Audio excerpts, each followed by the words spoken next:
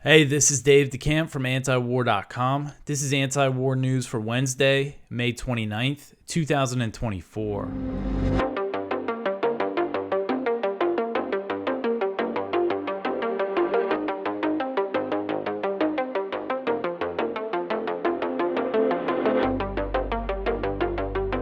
All right, the first story at the top of antiwar.com today, Rafah massacre will not change U.S. support for Israel. So this doesn't really come as a surprise, unfortunately, but the Biden administration made clear on Tuesday that the Israeli bombing of a tent camp in Rafah that killed 45 displaced Palestinians, including many women and children, would not change U.S. support for Israel.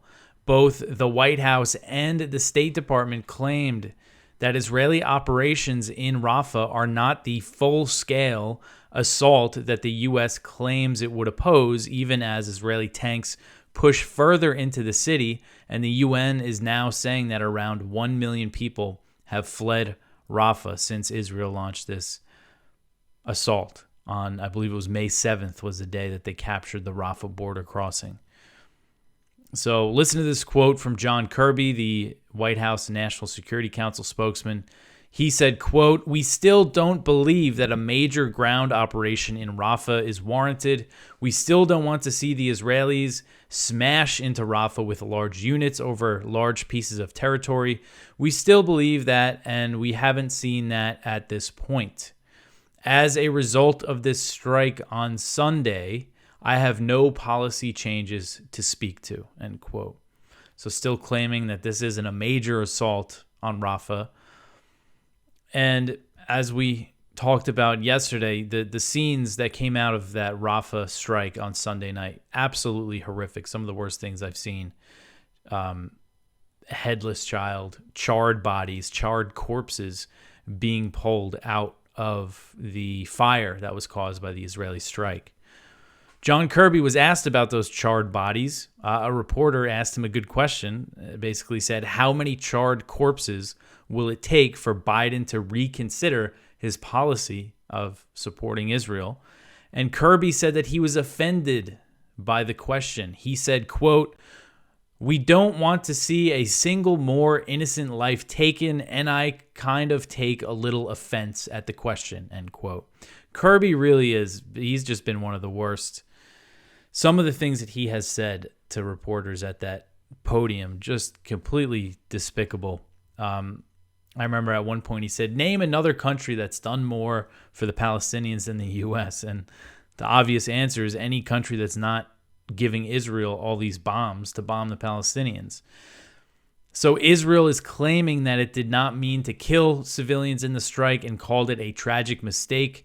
But this, of course, has been met with skepticism, rightly met with skepticism. And obviously, I mean, there's no reason to believe them. It's been over seven months of this genocidal war, and they've been slaughtering civilians the whole time.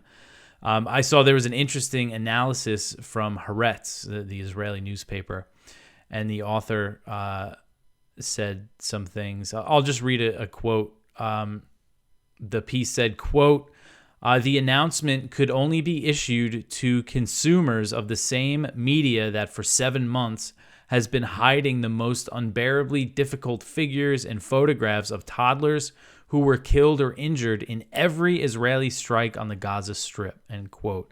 Basically saying the only people that can buy this are the people still, reading or watching Israeli media that is hiding these things from the public. So anyway, I thought that was interesting. And we've seen the U.S. has backed Israel's claims about the strike, including the claim that it killed 2 Hamas officials responsible for activity in the West Bank. On Monday, the White House said that Israel had the right to target Hamas in Rafah, as I mentioned that yesterday. Someone pointed out to me today that really is a direct repudiation of the International Court of Justice's ruling that Israel should end its assault on Rafah and that it should withdraw its forces from Rafah. And we saw more Israeli attacks on Rafah Monday night, tanks going in. This horrific assault continues, and it's completely supported 100% by the U.S. All right, so the next one here, Rafah residents face more danger as Israel hits cities to hospitals. So now they've struck the hospitals in Rafah, and another one has been put out of service. This article is from Al Jazeera. The Gaza Strip's collapsing healthcare system is under further strain after the Israeli army intensified bombing in Rafah's Tal as-Sultan area and other parts of the enclave. A day after an attack on a camp in Rafah killed 45 Palestinians. The Indonesian field hospital is the latest medical facility in Rafah to be hit with the attack on Monday, causing damage to the hospital's upper floors. Medical staff and patients are reportedly trapped inside the facility, where many Palestinian families are also taking shelter. Earlier on Monday, Rafah's Kuwait Specialty Hospital was forced to shut down after an Israeli attack just outside the gates of the hospital killed 2 of its medical staff. Witnesses said the victims were hit by fire from an Israeli aircraft. The hospital was treating most of the 249 wounded in Israel's attack on Sunday night on the camp for displaced Palestinians. So 249 people were wounded in that attack as well, on top of the 45 people who were killed. So again, more strain on Gaza's hospitals, more attacks. I mean, they've attacked every hospital. They've attacked these hospitals, these particular hospitals, multiple times. And it continues. All right, so the next one here, Egyptians mourn soldier killed by Israelis at the Rafah border. This article is from Middle East Eye. An unofficial funeral was held on Tuesday for one of 2 Egyptian soldiers killed in a shootout on Monday with Israeli soldiers at the Gaza border with Egypt's Sinai. Though the Egyptian military confirmed a shooting incident at the Rafah crossing, which Israeli forces overran on May 7th, it has not identified either of the slain soldiers. So the death toll now in that in the Israeli shooting at the border is two Egyptian soldiers were killed. One was killed right away, and then one died of his wounds. So the Middle East Eye says that they verified the identity, and there's been an outpouring of condolences and anger among Egyptians online, with many denouncing the government's silence about the soldier and lack of clear statements about the shootout. So basically, I thought this story was interesting because Egypt is basically being quiet, staying quiet about this. Again, a sign that it's not going to escalate into anything. And for people surprised by that, I mean, Egypt, I forget the exact order, but they're up there. Egypt and Jordan are right up there with how much military aid they get from the U.S. each year. Sisi, the president of Egypt, or the president of Mexico, as Biden once called him, he, total U.S. puppet. So it's just not a surprise to see such a weak response from Egypt about this. Not even saying that there should be any, just saying in not, even like mourning the soldier or saying anything, or saying much about it. They're basically just being quiet about it. So this is still, it does go to show how things could escalate on the Egyptian border. Israel capturing the Rafah border crossing did technically violate the 1979 treaty, the peace treaty between Egypt and Israel, the Camp David Accords. So, again, there's just still a risk of escalation here on the border. All right, so the next one here, Nikki Haley signs Israeli artillery shell. So former Republican presidential candidate Nikki Haley wrote "Finish them" on an Israeli artillery shell during a visit to Israel to show her staunch support for the slaughter of Palestinians in Gaza and the Israeli bombing campaign in southern Lebanon.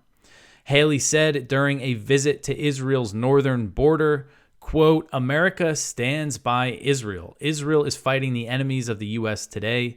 Don't stop until you win," end quote. So she signed this artillery shell on the northern border, again, where Israel has been bombing southern Lebanon.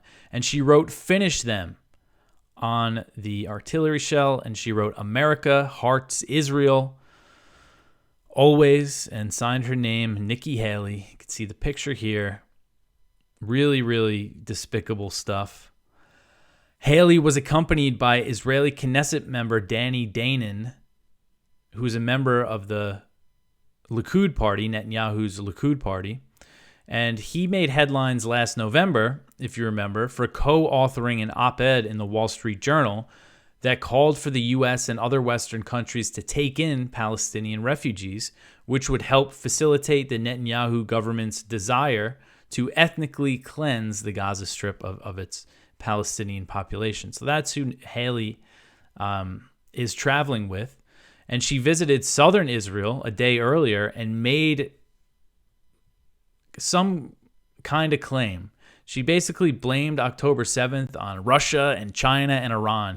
She got, just no evidence whatsoever to make such a claim. But this is the kind of politician she is. She's just completely ridiculous, basically just making things up.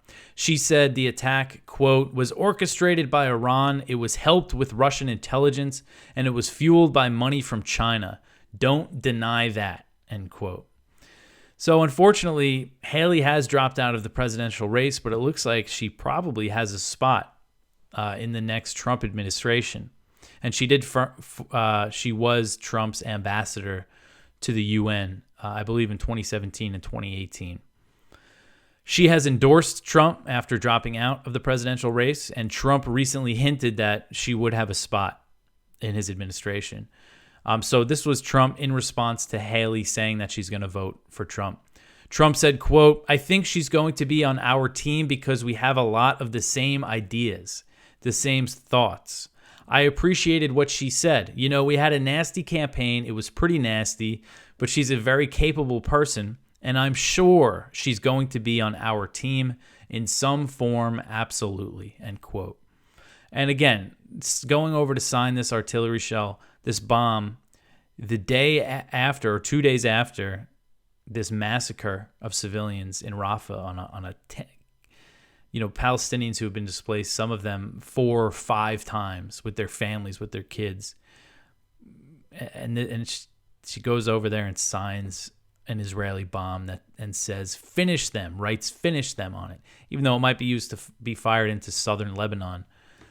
She's saying finish Hezbollah, finish Lebanon. I mean, man, just completely insane. And again, unfortunately, she might have some significant influence in the next Republican administration.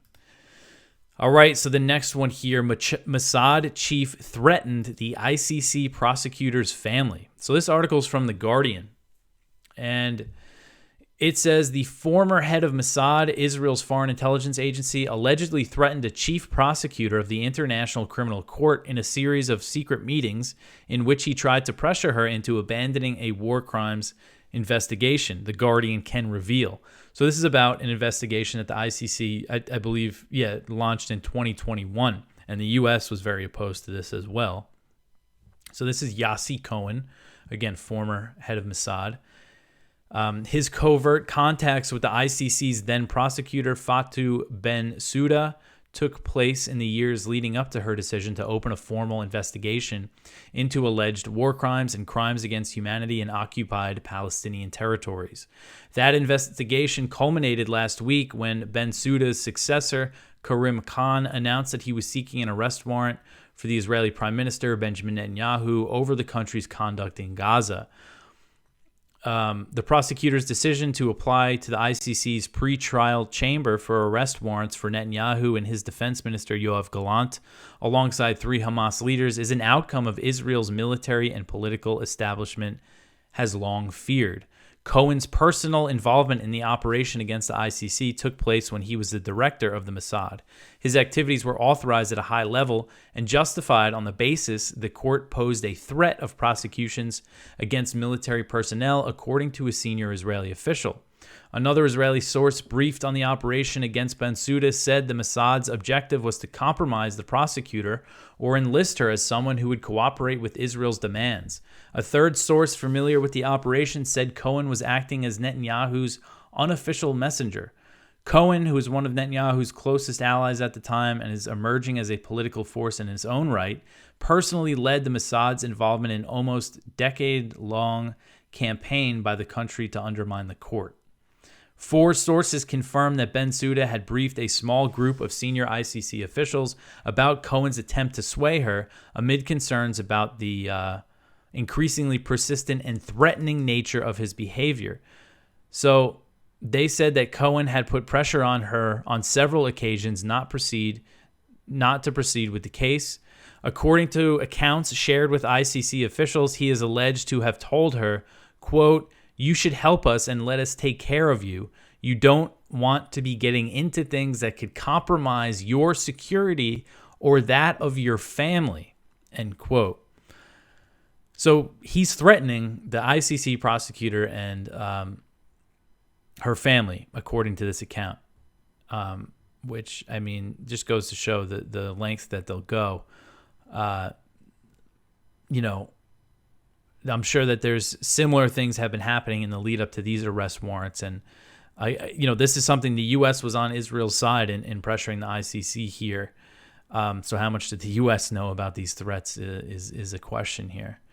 All right, so the next one here, U.S. constructed pier off Gaza breaks apart. So the U.S. constructed pier off Gaza broke apart on Tuesday due to heavy seas, suspending aid deliveries indefinitely in the latest setback for the disastrous project that was ordered by President Biden. So this pier has just been a complete mess. The Pentagon said that the pier, which cost $320 million to build, was damaged and sections of it need to be repaired. It will be removed from the coast of Gaza and taken to the Israeli port of Ashdod for repairs. $320 million. And if you see pictures of this thing, it basically looks like a floating dock, a big floating dock. And it's and it can't handle heavy seas, apparently. So just a few days earlier, there was 4 vessels supporting the pier that broke off their mooring. And 2 of them ended up on the beach. 2 of them dropped anchor. And before that, you had 3 U.S. troops injured on the pier. Likely, they didn't say why, but I would guess it likely had something to do with the seas. CNN previously reported that the pier could only be safely operated in a maximum of 3-foot waves and winds less than approximately 15 miles per hour, which that's not very, that's not much. 15 mile per hour winds is not much at all. So it doesn't seem like the pier can handle too much. And that's very clear now that it broke off and is damaged. So Biden ordered the construction of the pier instead of pressuring Israel to open more land border crossings to aid deliveries, as I've mentioned quite a bit. And barely any aid has been entering the strip since Israel captured the Rafah border crossing on May 7th. Barely any aid, went through this pier. At one point, they had to suspend it, even when it was operational, but now it's completely inoperable. They're saying it'll take a week to get it repaired, but I have a feeling it's going to take longer than that, and it's going to cost more and more money. This was not factored into the $320 million. So besides being an incredibly expensive and inefficient project, the pier also risks a major escalation of U.S. involvement. There's also the theories that I think are certainly possible, that it could be used for other nefarious purposes, eventually, like shipping Palestinians out of Gaza. But just a complete disaster, just completely embarrassing and pathetic for the U.S. They go to all this, take this extreme measure instead of just pressuring Israel to open the land border crossings, and it just falls apart. All right, so the next one here, Spain, Norway, and Ireland formally recognize a Palestinian state. So Spain, Norway, and Ireland formally recognized a Palestinian state on Tuesday, and this is a move that does not change the situation on the ground for the Palestinians, obviously, but it's meant to pile on the international pressure on Israel. The 3 European countries join over 140 nations that already recognize Palestine as a state. And Spanish Prime Minister Pedro Sanchez said in a televised address that it was a historic decision to help the Israelis and the Palestinians achieve peace. And in response to those comments, Israeli Foreign Minister Israel Katz accused the Spanish leader of inciting genocide against Jews. That was his response. You see Katz really seems to be one of the more hysterical Israeli officials, him and the Israeli ambassador to the UN, whose name I'm blanking out on, but you have him saying that Sanchez is inciting genocide against the Jewish people for recognizing a Palestinian state. And this recognition means that 10 out of 27 EU nations now recognize a Palestinian state, a position that puts them at odds with the U.S. All right, so the next one here, Putin warns against striking Russia with NATO missiles. So Russian President Vladimir Putin on Tuesday warned Western countries against allowing Ukraine to use long-range NATO missiles in strikes on Russian territory. Putin pointed to comments from NATO Secretary General Jens Stoltenberg, who recently suggested NATO members should lift restrictions on Ukraine's use of their weapons. So this is a quote from Putin. He said, quote, "This constant escalation can lead to serious consequences. If these serious consequences occur in Europe, how will the U.S. behave, bearing in mind our parity in the field of strategic weapons? Hard to say. Do they want global conflict?" End quote. So he appears to be hinting at some kind of response to, the European countries that will let Ukraine use their weapons to hit Russian territory, and he's saying, what's the U.S. going to do if we retaliate against them? The fact that these conversations are being had goes to show how far this proxy war has gone, and things that would have been unthinkable just a few years ago are now all on the table. Putin said that long-range strikes would require NATO support and that it would take highly qualified specialists from the West to do the targeting. And a recent German military leak revealed that British soldiers are on the ground in Ukraine helping fire Storm Shadow missiles, which have a range of about 155 miles. Putin said, quote, "So these representatives of NATO countries, especially in Europe, especially in small countries, must be aware of what they're playing with," end quote. So we had Sweden this week say that Ukraine could use their weapons on Russian territory, which seemed to be a way to pressure the U.S., countries that send them real long-range weapons to do so as well. And Putin mentioned that these calls for NATO to lift any restrictions on their weapons so Ukraine can use them to hit Russian territory. These were prompted by Russia's invasion in Kharkiv, Russia's new assault offensive in Kharkiv, which it launched from the Belgorod Oblast in Russia. And Putin said, he pointed out that the offensive was a response to Ukrainian attacks in Belgorod, which, go largely ignored, I think, in Western media. So he's basically said that this is a response to that. So if there's another escalation in Russian attacks, then we're going to have another response. The way he put it, he said, quote, "What caused this? They did with their own hands.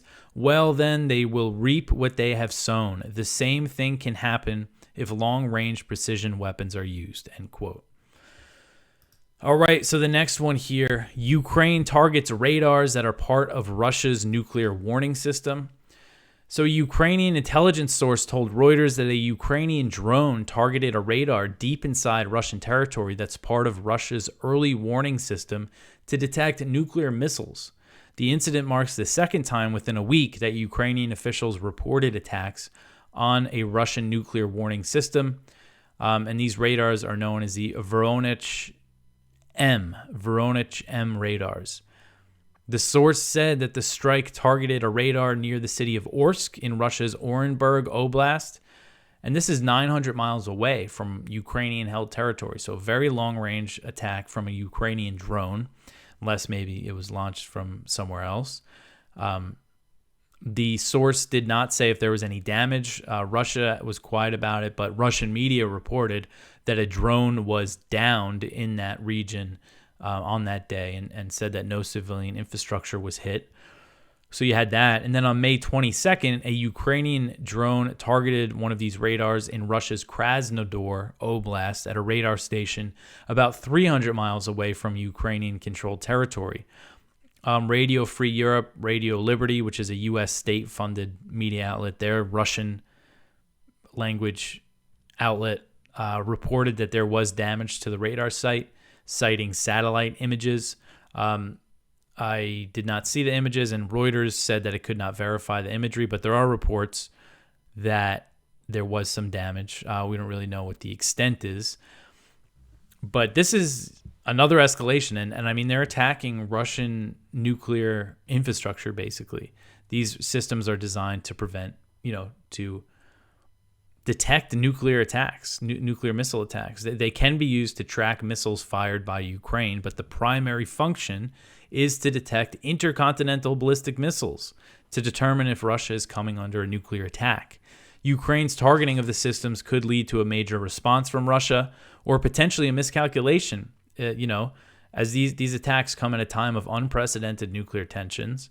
If something is going wrong with these radars, they might be more on edge. You just never know. These decisions, when it comes to nukes, have to be made in seconds. So there was a report from the Telegraph that said the attack on the radar sparked alarm in the West. So some Western countries are a little concerned about it, apparently, though not that concerned to probably make them stop. But Russia has escalated its war in Ukraine in direct response to Ukrainian attacks on its territory. It's an important point because right now you're seeing all these think tankers and everything and Western officials saying, no, if we let Ukraine hit Russian territory with our weapons, nothing's going to happen. Russia's not going to escalate.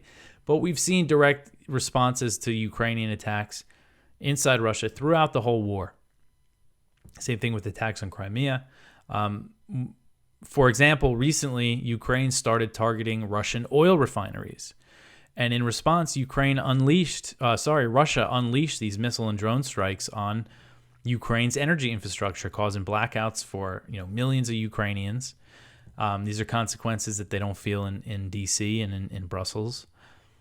And also what I just mentioned, the Belgorod attacks provoked the Kharkiv offensive. So these things have consequences. What will Russia's response be to this if this keeps up? All right, so the next one here, the U.S. threatens more sanctions on China and Russia. This article is from Kyle Anzalone at the Libertarian Institute. The Biden administration is attempting to rally its allies to strengthen sanctions aimed at disrupting the relationship between Russia and China. Washington has increasingly attempted to use trade and financial blacklists to punish Beijing and Moscow for what the White House views as malign behavior, although with little success. This is basically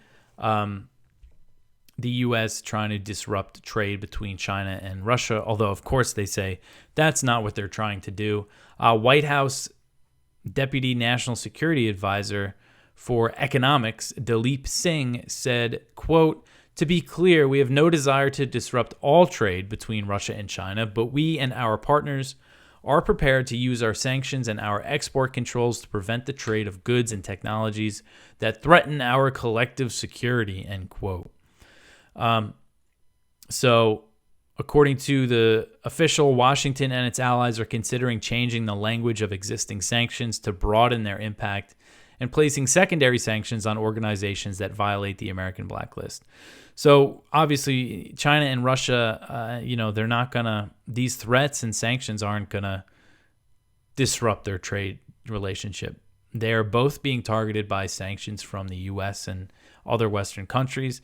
So they are naturally increasing their trade relationship, and that's the pattern that is going to continue until the U.S. thinks for a second and says, maybe we should start lifting some of these sanctions instead of just imposing more. But it's just amazing how they just think they can sanction their way out of everything. All right, the last story here. China urges the U.S. to stay out of South China Sea disputes. This article is from the South China Morning Post. The U.S. and China had some talks on Tuesday. This is amid very high tensions in the South China Sea. Beijing urged Washington to refrain from interfering in China's maritime disputes with its neighbors in their latest talks that were made public on Tuesday. Hong Liang, the Chinese Foreign Ministry's Director General for Boundary and Ocean Affairs, and Mark Lambert, the U.S. State Department's China Coordinator and Deputy Assistant Secretary for China and Taiwan, held a virtual meeting on Friday, and they made it public on Tuesday. A U.S. State Department readout said the two sides had exchanged views on the situation in the South China Sea, the East China Sea, and the Taiwan Strait. The talks coincided with 2 days of Chinese drills that simulated a blockade of Taiwan. So basically, Beijing urged Washington to stop supporting Taiwan independence and that it should, again, not be involved in these maritime disputes in the South China Sea and the East China Sea, particularly the South China Sea, where the tensions have been very high between China and the Philippines. And the U.S., as I mention all the time, that the U.S. has basically pledged to go to war over the maritime dispute, saying that the U.S.-Philippine Mutual Defense Treaty applies to attacks on Philippine vessels in the South China Sea. So that is why, this is an important issue for us to be focused on. All right, so go check out our viewpoints. One from Jonathan Cook: the message of Israel's torture chambers is directed at U.S., all, not just Palestinians. One from Michael Gould Wartofsky: Repress University, class of 2024. One from Christopher Sprigman: why universities have started arresting student protesters.